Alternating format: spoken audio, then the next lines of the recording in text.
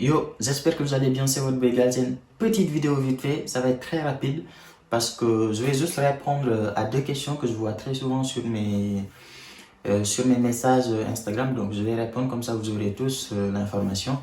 C'est deux erreurs que vous faites très souvent et il y a beaucoup de gens qui l'ont fait, il y a même certains qui l'ont fait et qui ont validé. Et pourtant, c'est des erreurs, si vous les faites, vous êtes presque sûr que vous n'aurez pas d'acceptation parce que c'est des choses qu'il ne faut surtout pas faire. Et donc voilà, on va essayer de regarder ces deux choses-là dans cette vidéo. C'est parti, générique.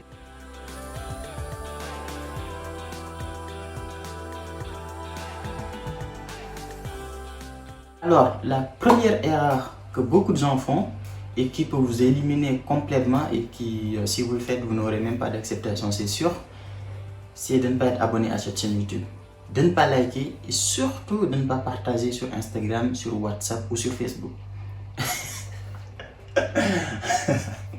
Non, je rigole, mais abonnez-vous quand même. Alors, pour commencer, la première erreur que je vois très souvent, c'est qu'en fait, ce que vous ne savez pas déjà, je pense que la majorité quand même le sait, c'est qu'on vous demande les 3 dernières années plus l'année en cours.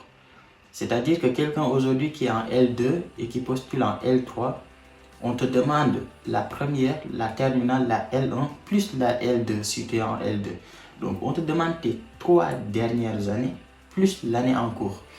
Sauf pour les élèves qui sont en terminale, on les demande 2 dernières années, c'est-à-dire seconde et première, plus la terminale qu'ils sont en train de faire. Si vous êtes actuellement en L2, en L3, en L1 et que vous n'avez pas encore vos résultats, c'est-à-dire vos notes, ce n'est pas grave. Vous mettez uniquement le certificat de scolarité et ensuite vers le mois de février ou bien le mois de mars, si vous avez vos notes, vous prenez ce qu'on appelle un rendez-vous de complément de dossier auprès de Campus France et vous allez ramener vos notes. Et vous pouvez également les contacter sur internet, sur votre compte Campus France et en ce moment-là, ils vous demanderont de les envoyer directement par mail et eux, ils vont les intégrer directement. Donc, pour les gens qui sont actuellement dans une année et qui n'ont pas encore le résultat, vous n'avez pas besoin d'attendre Campus France ou bien vous n'avez pas besoin d'attendre d'avoir vos résultats pour pouvoir soumettre vos dossiers. N'attendez surtout pas, vous pourrez compléter plus tard. Maintenant, l'erreur que beaucoup de gens font, c'est que on vous demande les 3 dernières années et le problème c'est qu'il y a certains qui font les malins. Je ne sais pas si vous faites exprès, il y a beaucoup de gens qui le font exprès, c'est-à-dire on vous demande les notes du premier et du second semestre. On ne vous demande pas la meilleure note, on vous demande les notes du premier et du second semestre. Et j'ai vu beaucoup de gens qui, parce que leur premier semestre est meilleur, ou bien parce que leur second semestre est meilleur, ils décident de mettre un seul justificatif et ensuite ils valident. Très souvent, Campus France va vous recontacter pour vous demander de mettre le deuxième bulletin.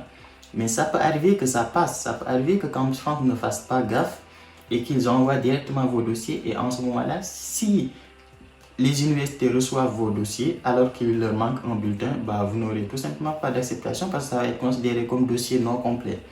Donc évitez ça, on vous demande vos 2 bulletins de notes du premier et du second semestre. Donc ne faites pas les malins en voulant uniquement mettre votre meilleure note et en ce moment-là, vous risquez d'avoir un refus automatique. Donc on vous demande les notes du second et du premier semestre. Et sur la partie moyenne, quand vous rentrez votre cursus, sur la partie moyenne, vous mettez la note générale, la moyenne générale. Maintenant, je comprends que pour par exemple cette année-là, il y a des gens qui ont un bulletin unique annuel. Donc en ce moment-là, il n'y a pas de souci, vous mettez un seul bulletin et ça va passer crème. Mais les gens qui mettent le bulletin du second semestre uniquement parce qu'il y a la note du premier semestre, ça ne passe pas. Il ne faut pas confondre bulletin du second semestre où il y a la note du premier semestre et un bulletin annuel, c'est pas pareil.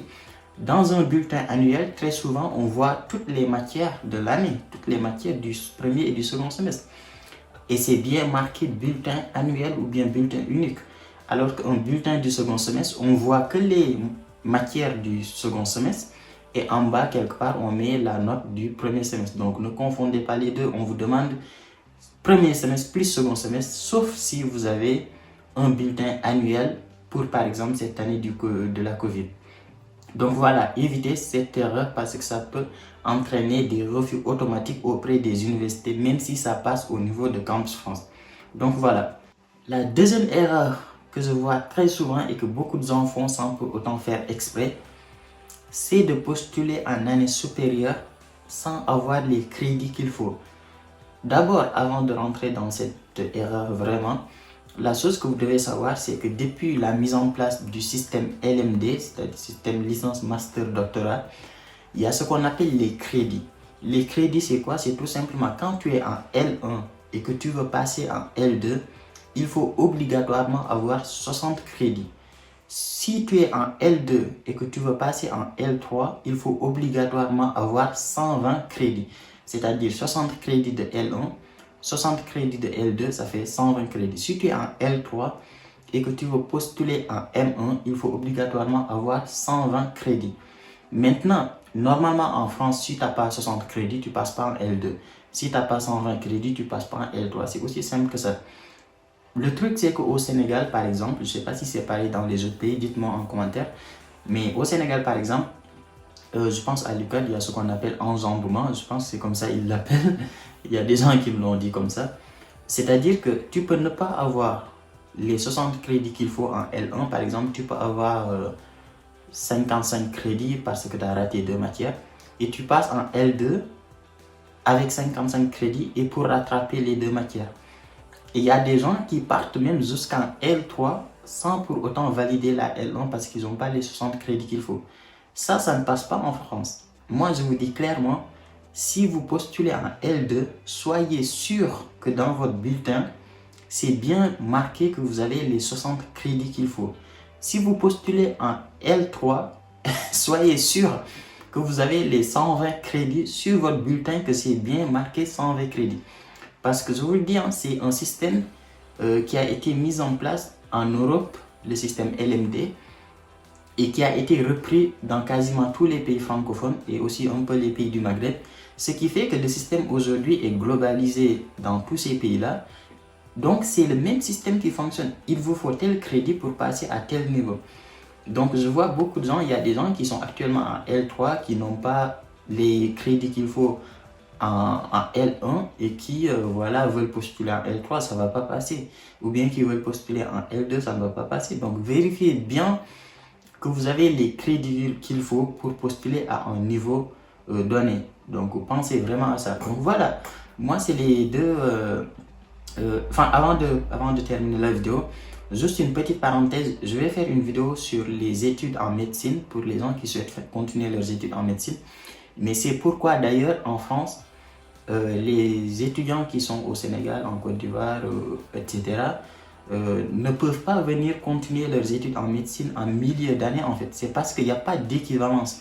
Le système de médecine en France, le système santé même en général, médecine, pharmacie, odonto, sage-femme, etc., ne suit pas le rythme LMD en fait, ne suit pas le système LMD. Il n'y a pas de système LMD en médecine ou en pharmacie en fait. C'est pourquoi quelqu'un qui est au Sénégal ou bien qui est en 4e année de médecine ou de pharmacie ne peut pas continuer directement en 4e ou en 3e année en France parce qu'il n'y a pas d'équivalence en fait. Ce qui fait que ces étudiants-là, ils sont obligés de reprendre la première année, passe ou last par exemple, ou bien d'attendre d'être diplômés complètement de leur diplôme et venir faire une spécialisation en France. Mais tout ça, je vais faire une vidéo vraiment spéciale pour les études de santé en France. Mais juste pour vous dire que les crédits, c'est vraiment important. Si vous n'avez pas 60 crédits, vous ne passez pas en L2. Si vous n'avez pas 120 crédits, vous ne passez pas en L3. Et d'ailleurs, c'est pour cela que les étudiants en médecine ou en santé dans nos pays ne peuvent pas venir continuer en milieu d'année. Bien sûr, je parle bien en milieu de cursus en France parce qu'il n'y a pas d'équivalence entre la santé au Sénégal et la santé en France. Il n'y a pas d'équivalence. Donc voilà, c'est tout ce que j'avais à vous dire. Abonnez-vous, c'est important.